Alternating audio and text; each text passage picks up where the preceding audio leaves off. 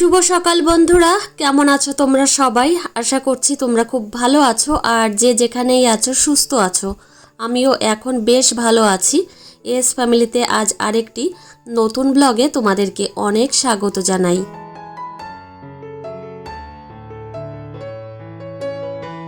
মাম্মামের জন্মদিনের পরদিন থেকেই এত পরিমাণে শরীর খারাপ আমাদের, কি আর বলবো। আমাদের বলতে আমার আর আমার শাশুড়ি মার আর মাম্মামের। তো তোমাদের দাদাভাইয়ের ঠান্ডা সর্দি লেগেছে, তবুও তোমাদের দাদাভাই ভালো আছে, কিন্তু আমাদের তিনজনের অবস্থা একদমই খারাপ ছিল। তো এখন জ্বর নেই, কিন্তু মুখে রুচি নেই আর শরীরটা প্রচণ্ড পরিমাণে দুর্বল রয়েছে। আমার মাম্মামও তেমন কিছু খেতে চাইছে না। বাড়িতে কাকার মেয়ে এসেছে, তো এদিকে আমি রান্না বান্না করছি আর ও আমার পাশে বসে গল্প করছে।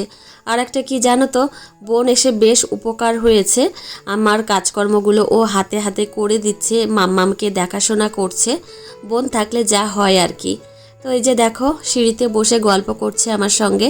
আর আজকে সকালে মাম্মামকে ওটস রান্না করে খাওয়াবো। তো ওটস রান্না করছি। মাম্মাম জানো তো সকালের দিকে অন্যান্য কোনো খাবার খেতে চাইছে না। এই যে ওটস রান্না করে দিচ্ছি, এই 2-3 দিন মাম্মাম এটাই খাচ্ছে।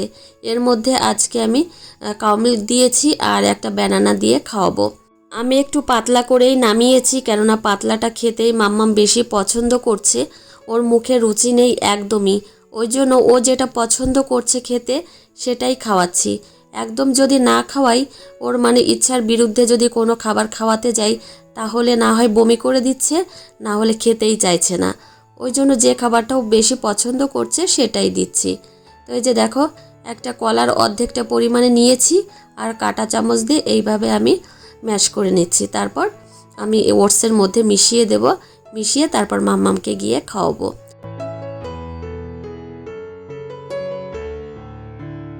মাম্মামের খাবারগুলো অনেকটা পরিমাণে বাড়ন্ত হয়ে গেছে, আনতে বলতে হবে তোমাদের দাদাভাইকে।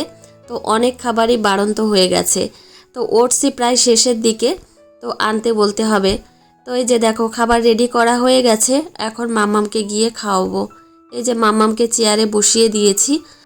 গতকাল রাত থেকে এত পরিমাণে বৃষ্টি পড়ছিল, সকাল 9:30 পর্যন্ত একদম অঝোরে বৃষ্টি পড়েই চলেছিল। তো এখন আপাতত বৃষ্টি হচ্ছে না আর আমাদের মাঠে প্রচণ্ড জল জমে গেছে। এই যে দেখো, মাম্মামকে সকালের খাবার এখন খাওয়াচ্ছি। প্রথমে খাবার মুখে দিলে এইভাবেই ওক টানে, তারপর আস্তে আস্তে খাবার খুব ভালোভাবে খেয়ে নেয়। সকালে তো মাম্মামকে খাবার খাইয়ে দিয়েছি আর এখন এই যে দুপুরবেলা স্নান করাচ্ছি। মাম্মামকে আজকে শ্যাম্পু দিয়েছি। তো সেই জন্মদিনের দিন শ্যাম্পু দিয়েছিলাম, মানে সোমবারের দিন। তো আজকে এই যে সোমবার শ্যাম্পু দিলাম। মাঝে জ্বর জারি গেছে, তো মাথা নোংরা হয়েছে, মানে মাথার চুলগুলো নোংরা হয়ে গেছে। তো হালকা উষ্ণ গরম জল দিয়ে মাম্মামকে স্নান করাচ্ছি আর চুলটা ওয়াশ করিয়ে দিলাম। তো বেশি স্নান করাবো না, সদ্য জ্বর থেকে উঠেছে তো তো একটু তাড়াতাড়ি করে স্নান করিয়ে ঘরে নিয়ে যাব।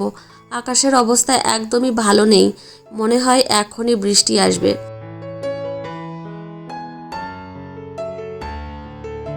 আমাদের এখানে চারিপাশের পরিস্থিতি একদমই ভালো নেই, মনটা একদমই ভারাক্রান্ত হয়ে রয়েছে।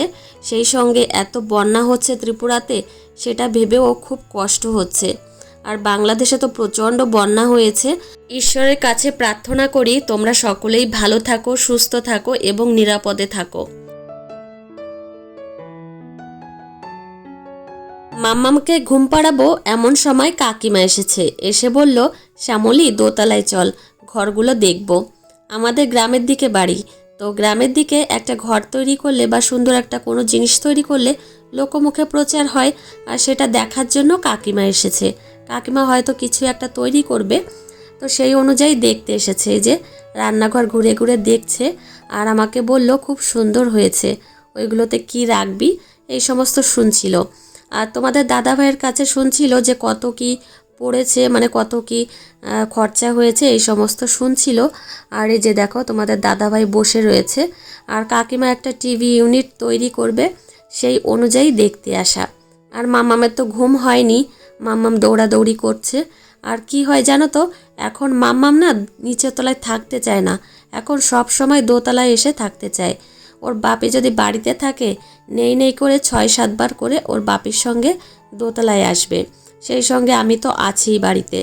তো কাকিমা এদিকে অনেক কথাবার্তা বলছিল, আর এদিকে টিভি ইউনিটের যে ম্যাটেরিয়ালসগুলো ব্যবহার করা হয়েছে সেইগুলো দেখছিল যে এইগুলো কি। তো কাকিমা বলছিল যে কাকিমার বৌমা এসে নাকি ইউটিউবে ভিডিও করবে। তো যাই হোক, আমি অনেক শুভকামনা করলাম যে আচ্ছা তাহলে করুক, ইউটিউবে ভিডিও করলে তো বেশ ভালোই। ঘরের গৃহবধূরা যদি ঘরের মধ্যে বসে থেকে ভিডিও করে আর আর্নিং করতে পারে তাহলে এর থেকে ভালো কি হয় বলো তো। তো এটাই বলছিলাম। মাম্মাম এখন অল্প অল্প করে খাচ্ছে। আর এই যে ভাত নিয়ে এসেছি, আজকে সোমবার, বাড়িতে নিরামিষ, আর আজকে শুধু নিরামিষ দিয়েই মাম্মাম খাবে। একটা পটল ভাজা নিয়েছি আর ভাত এখন ভালো করে মেখে নিচ্ছি হাত দিয়ে। ভালো করে হাত দিয়ে মেখে নিয়েছি। আর পাঁচমিশালি সবজি দিয়ে নিরামিষ রান্না করেছে আমার শাশুড়ি মা, সেই নিরামিষ দিয়েই খাওয়াবো। তো এক তরকারি দিয়ে খাওয়াবো জন্য এইভাবে আমি তরকারিটা ভাতের মধ্যে নিয়ে নিলাম। আর মাম্মামকে যখন খাওয়াবো আমি ধরে ধরে খাইয়ে দেবো। আর এই যে দেখো, এখন প্রচণ্ড পরিমাণে বৃষ্টি নেমেছে, আর মানে এত বৃষ্টি হচ্ছে মানে বন্যাই হবে এখন, এরকমই মনে হচ্ছে। মুখে কোনো খাবারের প্রতি রুচি নেই। তো তোমাদের দাদাভাইকে বলেছিলাম দুপুরবেলায় মিষ্টি নিয়ে আসতে। তো এই যে তোমাদের দাদাভাই মিষ্টি নিয়ে এসেছে। তো এখন দুটো বাটিতে নিয়ে নিলাম, একটা আমার বোন খাবে আর আরেকটা আমি খাবো। তো এই যে দেখো নিয়ে নিলাম, এখন দুজনে বসে খাবো। সন্ধ্যার সময় মাম্মামকে নিয়ে এখন আবার দোতলায় আসলাম। তো এখন প্রত্যেক দিনই এত বায়না করে যে দোতলায় আসবো, কি আর করব, ওর সঙ্গে আসতেই হয়। তো এই যে দেখো এসেছে, এসে হয়তো বেশি জোর হলে 10 মিনিট কি 15 মিনিট মতো থাকবে, তারপর আবার নিচে চলে যাবে।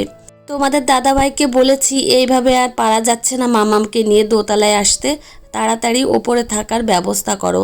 তোমাদের দাদাভাই বলল যে আরেকটু কাজ আছে, সেগুলো কমপ্লিট হলেই তারপর আসবো। তো তোমাদের দাদাভাই আবার বলেছিল যে খাট বানাতে দেবে। তো খাট বানানো না হলে আবার কিভাবে বা আসবো, না হলে নিচের খাট আবার নিয়ে আসতে হবে। তো ওই জন্য একটু দেরি হচ্ছে ওপরে আসতে। আর এদিকে মাম্মাম তো এই ঘরে ছাড়া আসবেই না। আসলে কি জানো তো, বাচ্চারা লাইট দেখতে খুব পছন্দ করে। তো এই ঘরে অনেক রং বেরঙের লাইট আছে যেগুলো মাম্মাম দেখতে খুবই পছন্দ করে, ওই জন্য বারবার আসে আমার সঙ্গে। তো যে সন্ধ্যার সময় এসেছে, আবার রাত্রেবেলায় আসবে। তোমাদের দাদাভাই আসলে তখন আবার আসবে। তো আমার শরীরটা তেমন একটা ভালো নেই, আর এই দোতলায় বারবার উঠে আসতে নামতে প্রচণ্ড পরিমাণে কষ্ট হয়। কিন্তু মেয়ে আবদার করে, সে আবদার তো রাখতেই হবে। তো এই যে এসে এইভাবে চুপচাপ করে দাঁড়িয়ে থাকবে, পুতুল নিয়ে খেলবে, এইটুকুই ওর শান্তি।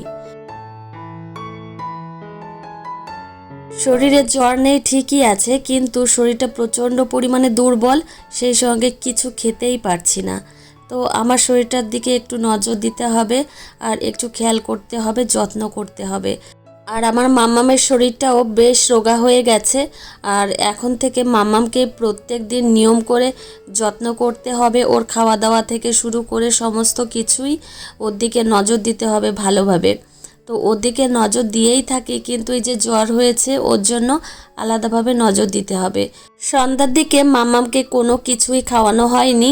তো এখন প্রায় 7:30 বেজেই গেছে। তো ভাবলাম মাম্মামকে এখন বিস্কিট খাইয়ে দিই। তো ঘরে গুড ডে বিস্কিট ছিল, তো 4টে নিয়ে এসেছি। এই যে জল দিয়ে গুলিয়ে এখন মাম্মামকে খাওয়াবো। গুলিয়ে বলতে জল দিয়ে দিয়েছি, আর নরম হয়ে গেছে, এখন খাইয়ে দিয়ে এসেছি। আর বেশ ভালো খেয়েছিল। এর আগে মাম্মামকে কোনো দিন আমি বিস্কিট খাওয়াইনি, এই যে প্রথম খাওয়ালাম, বেশ ভালো খেয়েছে। আর এমনিতে বাচ্চাদের বিস্কিট না দেওয়াই ভালো, বিস্কিট খেলে আবার কৃমির সমস্যা বেশি হয়, ওই জন্য না দেওয়া ভালো। আমি আর মাম্মামকে দেব না, কিন্তু আজকে অনেকটা দেরি হয়ে গেল জন্য বিস্কিটটা খাইয়ে দিলাম। আর এই যে রাতে রান্না বান্না করতে এসেছি, শরীরটা এত পরিমাণে খারাপ হয়ে গেছে যেন এখন কোনো কাজ করতেই ইচ্ছা করে না। মনে হয় যদি শুয়ে থাকতে পারতাম ভালো লাগতো, শরীরটা শুয়ে থাকলেই সব থেকে বেশি ভালো লাগে। তো বন্ধুরা, এখন রাত 10:30 বাজে, মাম্মামের খাওয়া হয়ে গেছে। মাম্মাম আজকে দুধ ভাত খেয়েছে। তো এখন আমাদের শরীর মোটামুটি ভালো আছে, আর কালকের পর থেকে ভিডিও একদম ভালোভাবে কন্টিনিউ দেব। এই যে দেখো এত পরিমাণে দুষ্টুমি করছে মাম্মাম, মানে ভিডিও ঠিকঠাক করে করতে বাবা ভিডিও ঠিকঠাক করে করতেও দিচ্ছে না বাবা কি লাগলো মাম্মাম টাটা দাও তো চলো আজকের ব্লগ দেখেছো লাগে কি মাম্মাম